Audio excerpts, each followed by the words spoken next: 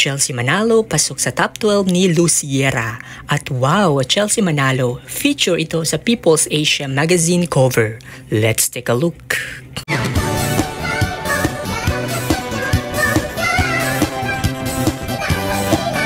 Mag-subscribe ka na!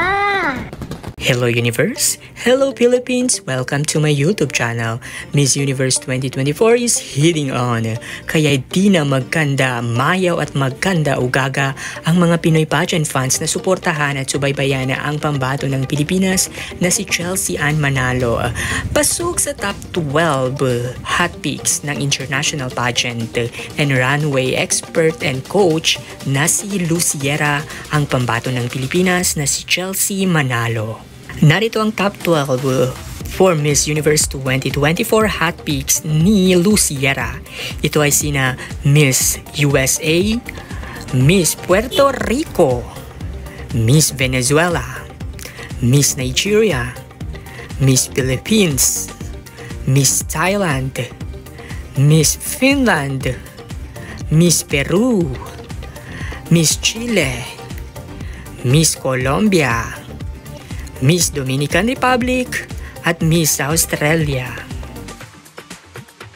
Isa nga si Luciera sa kinikilalang international pageant and runway expert and coach na kung saan ay naging bahagi na rin ito noon sa Miss Universe.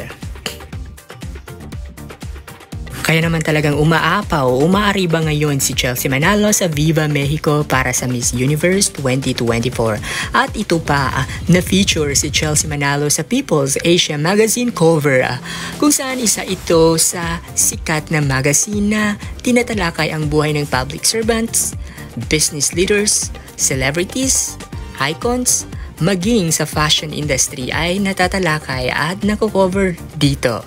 Kaya naman congratulations Chelsea Manalo na na-cover sa People's Asia's magazine.